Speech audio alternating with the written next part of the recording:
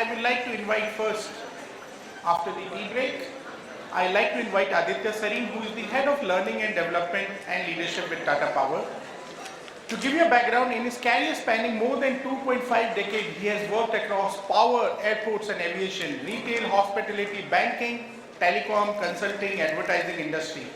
Being a part of reputed organizations at India and UAE, namely Tata Power, Reliance Industry, GMR Group, Delhi International Airport, Standard Chartered Bank and Landmark Group, both in UAE and IIS Pata.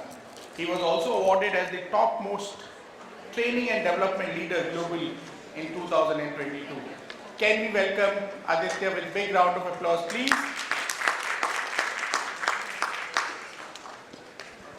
Thank you very much. So I was told to play two roles. One is a speaker, two is an usher to get people into the room. So I was preponed, but that's okay. So all those that are hearing my voice, if you like my voice, please come inside. If you don't, still come inside because it may be cold outside. So please come in faster. Also, to all those of you that are here right now, if you have friends outside, if you have colleagues outside, all you need to do is to just WhatsApp them and say that please come inside, because I thought I would get a fuller house. But nonetheless, I think I will make this a fuller house by the time I roll my presentation. They gave me a very, if I may say, present and future focused topic. And that is, as you see, leveraging AI and automation to boost L&D practices. Now, first of all, Mr. Rangu, it is extremely difficult to present in front of learning leaders as a member of the fraternity, right? To all those of you that are here, thank you very much for being here. For all those of you who are not here, I would still urge you, because I think it's a little bit of an empty room right now. So when you have L&D leaders in the room, then you can't just say anything, because they will question you, because they have the same issues that you are grappling with or I am grappling with, right? So today I will try and leverage what I have done in the last 2.5 decades. My introduction has been slightly mixed up, but don't worry, I'm on LinkedIn, Aditya Sareen. So let's get started on understanding how do we leverage AI and automation to boost L&D practices. Now I want you to just quickly look at this particular graph there. Yeah? If you look at this, the corporate training market size in 2019 is US dollars 333 billion, and it's slated to grow to US dollars 487 billion in 2030, which means 8% CAGR and a 3x increase on the time spent on learning and upskilling by the year 2050. So first of all, a huge round of applause that we will be in business as L&D professionals till 2050 for sure. And many more years also if we do a good job. Now look at the trends for artificial intelligence. The current market size of 2021 is about US dollars 88 billion, moving to 1,000, almost 1,600 billion by 2030, which is a CAGR of about 38%. And the fastest growing region, again, I'm sorry the pointer won't work on an LED screen, is Asia Pacific. So we are at the right job at the right place as well. And now what I'm going to talk about to you today is the golden handshake between AI, automation and L&D. So let's look at this particular slide, which I think is, somebody mentioned, you know, there's a lot of reimagining, there is relearning, there is recreation. So for a couple of minutes, just let's reimagine how learning will be in times to come. Let's look at this. So technology is everywhere. All of you have multiple gadgets, 2 or 3 phones, 2 or 3 iPads, and so on and so forth, not counting the smartwatches and the fitness trackers, etc. 6 billion smartphones in the world. I'm doing no sales pitch for any mobile company. Increasing presence and significant price drop of AI, cognitive computing and robotics.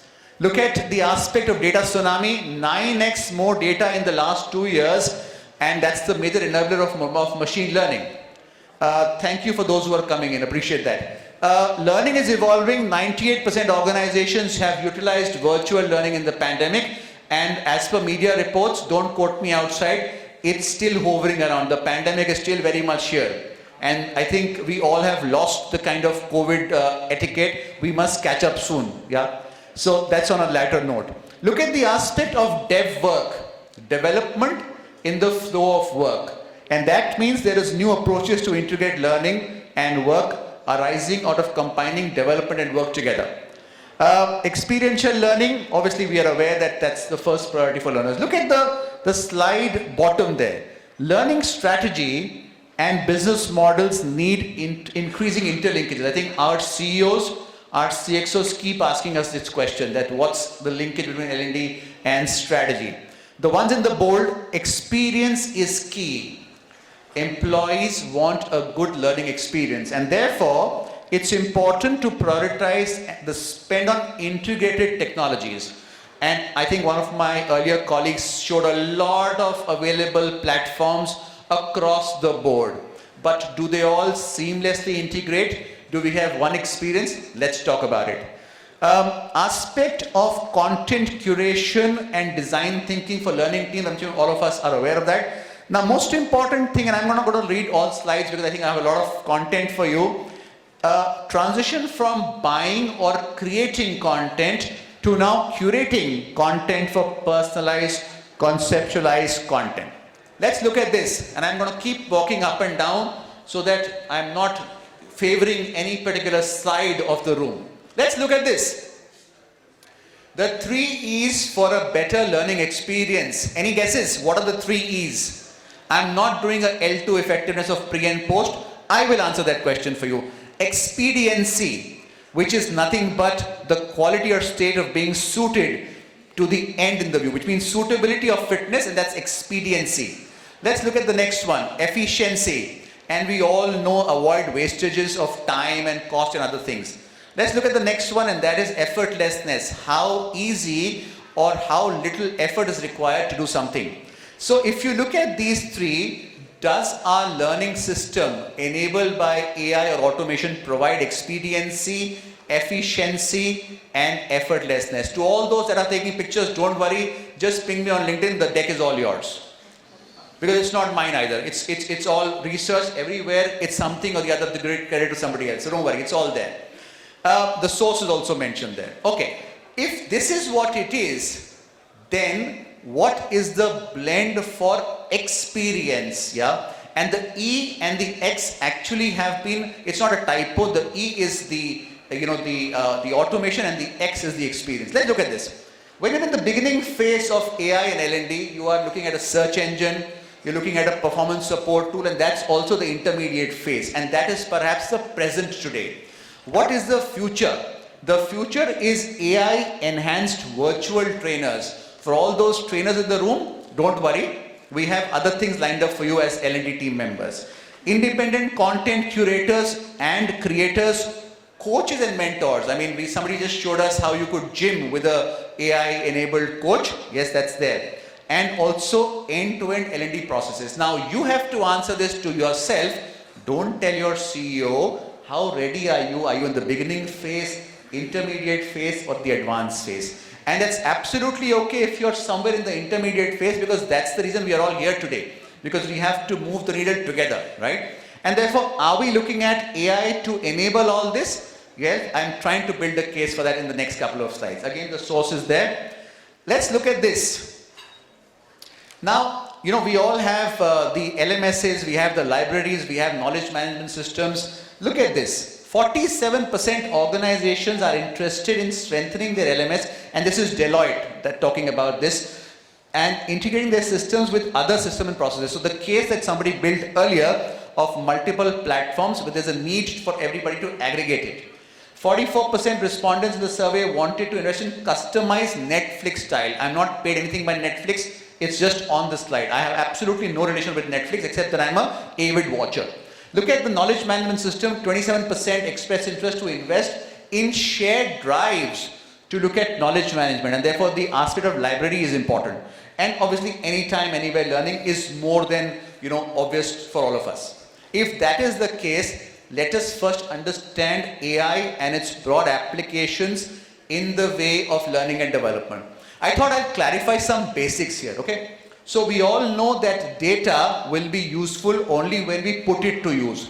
Data will not come and say, hey, I will do this for you. No, we want to actually use data in the way we want to. And therefore, it's important that we use AI to then build cases for learners. Okay, now AI is nothing but learning specific algorithms, again, powered by fine-tuned combination of machine learning, natural language processing. I'm no IT person, I'm learning with you on the fly.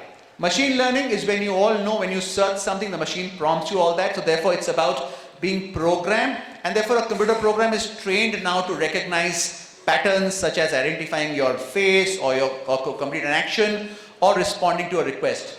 What is more important is virtual reality. And that is again the simulated world that the participant can interact with. And then there is augmented reality, which again is powered by AI, and it's actually, self-directed, hands-on, where interaction with the surroundings is important. So all those of you that are from retail, banking, can actually understand how AR can actually help your learning and development. And by the way, mistakes on AR and VR are absolutely no issues because you're actually learning in a simulated environment. What is important here is that as per Willy, 55% employers say that AI will help in filling the skill gap, and 20% training material will be produced by AI. And therefore, I think this and the earlier slides build a case for AI in learning and development. But the question is, you all know this, right? Let's talk about the handshake between AI and LLD. I think these are the nuggets that I want you all to maybe focus with me. And believe me, if you've left your tea or coffee halfway and come, I think you will still gain something here. Let's talk about this.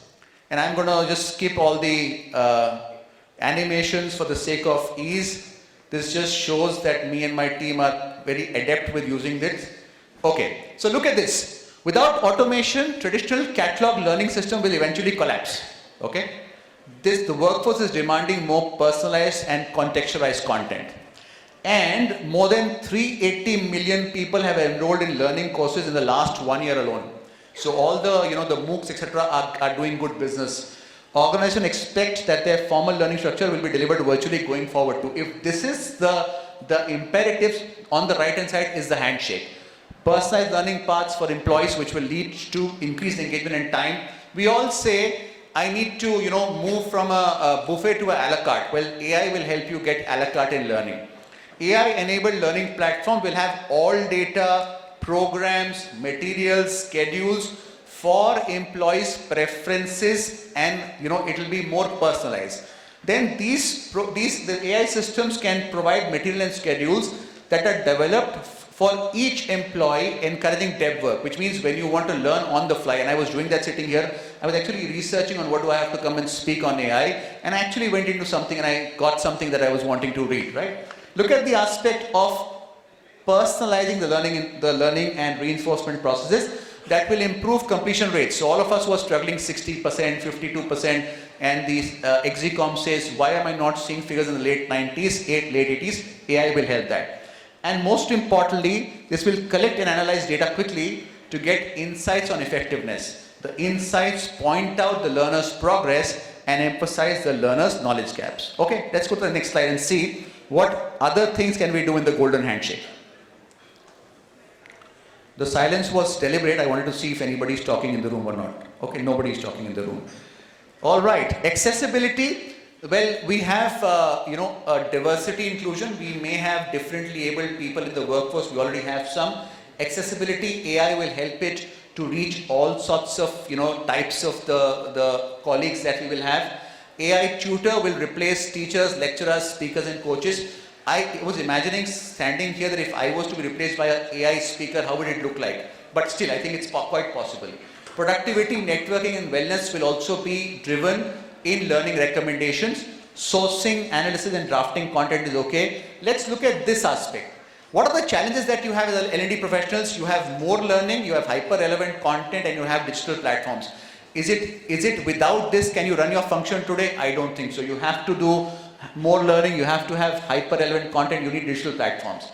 The pros of artificial intelligence in learning is speediness, customized content, and targeted recommendations. Most importantly, the platforms that automate the otherwise painstaking manual parts of learning designs can actually help us get more data at a granular level. So that's something that the golden handshake will provide. Let's look at something else. Now, AI is more than a content suggesting engine. Please remember that it's not that, just like a Netflix will tell you what kind of content you have been preferring, AI does more than that. And therefore, what you have to do is that the entire, learning management system, if it's AI enabled, it has the opportunity to open up new capabilities to provide immersive, personalized, and automating the menial tasks. That's very important that AI can do. The effectiveness of AI actually depends on how much is it used, because what goes in comes out, and therefore it's important that you ensure that your learners use it so that the data that comes out can help you. Now look at this. AI assisted learning bot could perhaps be the reason and interact with and to support a learner with immediate requests. You don't have to search through a large catalog. You can actually make a request. AI assisted learning tools can search a variety of content sources internally and externally to find what is more apt. And a VR based training program will assist learners in retaining information due to experiential. Somebody mentioned 70%, and that's the case that he had actually built for me. We discussed it over coffee that please build a case for me, and I'm going to pick it up here. So that's purely coincidental. It is that when you practice in a VR environment, you actually don't forget. So the forgetting curve is taken care of here. And obviously there is scale. You can obviously scale up as the the AI platforms make it very effortless to scale. Now, well, it's important that when you get something, you also give something, and everything comes at a cost. And therefore, there are ethical and practical issues if we use AI in the aspect of learning. There is data privacy issues, okay, because the machine or the AI will get to know all that your learners are doing. And I'm going to talk about how do we manage them.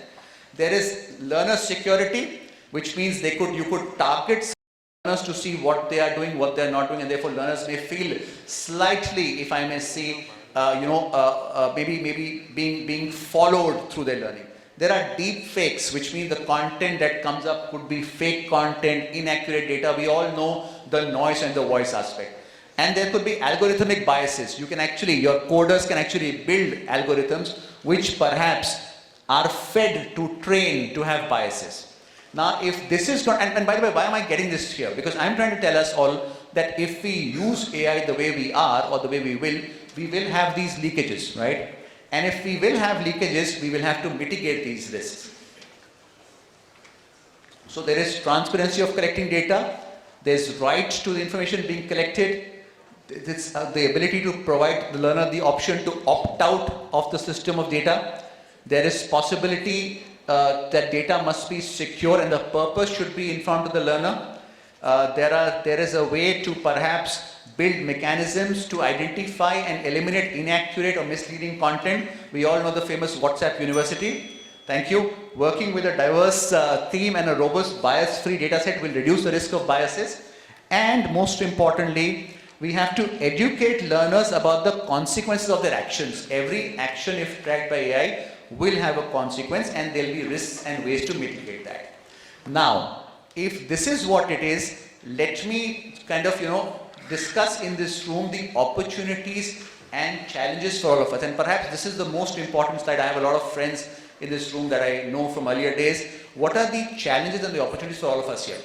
Now, one opportunity is that we now need hyper-personalized. The word is hyper-personalized and immersive content. We will need role-based curation and subject matter journeys. So there has to be deep learning, there has to be micro-learning, and therefore the aspect to decide is how much of depth, how much of breadth. Curiosity-based informal learning for organization transformation. Something that I want to do today may not be an org priority, and therefore how do we factor it is an opportunity for us. Micro-learning, learning in the flow of work. I think we've had enough of discussion on this. But remember, micro-learning may not give you expertise, and therefore micro-learning is only to get a feel of what it is. So you have to leverage between deep and micro-learning. Then consumerization also creates expectation. Today, our employees know more platform than us because they're also sitting and attending some seminar somewhere today in Mumbai or Delhi, right? And therefore they will come and ask you, why don't you use that platform, or why don't you have all these suites available? There is learning, access, practice and application, which means that today the platforms can actually give you all this, so people who ask questions on effectiveness can actually be addressed if we have a good AI platform. And most importantly, friends, it's always been the case, somebody mentioned earlier that it's not the time that when we actually used to ask for budgets, we do get them, but increased focus on value is always going to be there. So with these opportunities and challenges and the case that I have kind of presented to you on the use of AI, I will actually try to take you somewhere in the future to see what will VR training look like. Can somebody just press that for me if you don't mind?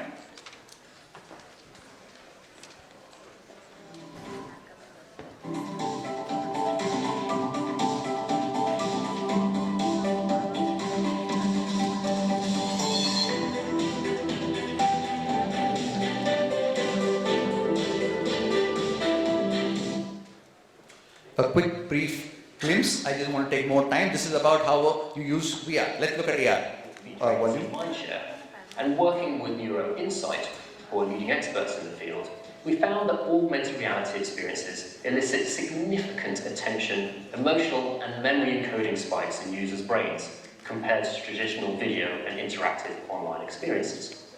Thank you. So if you see, this is the way learning will happen. Now, what is important is to understand that AI is in the present also.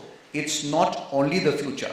The second point is that where and how do you use AI to give an appropriate experience to your employees or to your stakeholders. The third is what is the balance and trade-off between using AI and the information that could perhaps leak. And the fourth is how much of micro or deep learning is required, again using what is called the personalized approach of AI learning. And before the second bell happens, I am done. I'm happy to take questions. Thank you for your attention. Appreciate that. Thank you, sir. Thank you. Okay, we'll take one or two quick questions. Please be nice to me. I was just put in before the tea break. I was actually the second person. So you have to be nice to me. Okay? You're all so nice, no? Oh, you're not nice to me. That's my friend Ashutosh.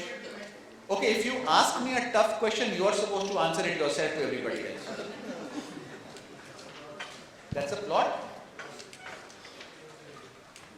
Ashutosh, you'll have to ask me, I'll answer. He's put me on a spot. Okay. No, it's an existential kind of question around L&D, which I thought this seminar and this August gathering should debate on, should think about, which is to do with the deployment of technology. We all know it's learner experience, it's platform, it's technology, and your presentation and the other presentations are also about technology, right? So the L&D summits that I've attended over the last 25 years, the shape and size in the last 2 years has changed a lot. So now it's technology. So what's the role of an L&D head or an L&D manager? Where I'm coming from is content, there's plenty, there's trillions of terabits available, so you don't have any role in content.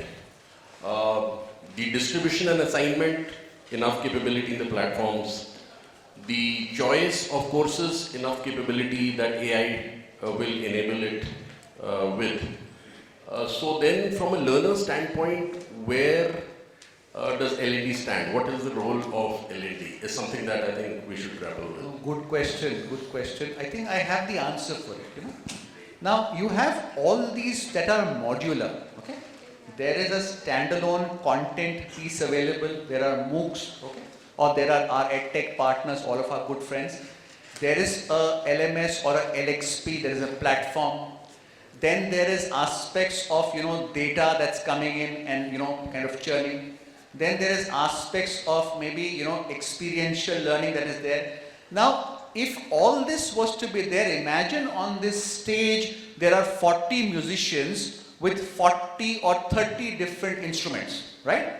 There are violinists here, just imagine, okay, there is somebody playing percussion here, there is a pianist here, there are some, other instruments. But there is a person who actually looks, that's an orchestrates it, right? Yeah? Orchestrate. Imagine yourself as an orchestrator. I think we've already become orchestrators, Ashutosh, And I think all we need to do is to harness and leverage all of these pieces that we have to perhaps give the right experience and to help our people enable them to achieve their outcomes. I think it is aspiration driven, and I think it's the user experience. I'll just take a second on that. You owe me that. So when you look at a private airport operator today, and I come from the airport industry earlier, none of the people that that give you the airport experience are working with the airport operator. Yeah, there is a cab driver, there is a trolley retriever, there is a CISF staff, there is a check-in counter, which is the airline staff, there is a security, there is a concessionaire, there is the aircraft, and then you go. But the experience manager is the airport. We are experience managers. I thought I deserve a round of applause on that. Come on, friends, don't do that to me. Yeah. Come on. Because of time constraints, okay, what we will do is, yes, to keep the conversation going on, we already have a group or a community for L&D professionals. It's an open group, we'll add every one of you. And it's your choice, you can opt out also. But anyone can put any question and anyone can answer any question. That is very simple. The objective is very simple. Let the community help each other. So to take the conversation forward, we cannot take all the questions in interest of time, ma'am. Please, ma'am, it's a request. That is the only problem. We really running behind time. But one thing promise, as soon as the event ends tomorrow, we will be adding it into the group and we'll have the conversation keep on going and going and going. And we keep on from UBS side, we'll also keep on adding stuff for your information. But I will comment, beautiful question and a beautiful answer, sir. Thank you very much. Thank you. And I will still request you to please stay back. Can I request Priya from JLL to hand over the mic?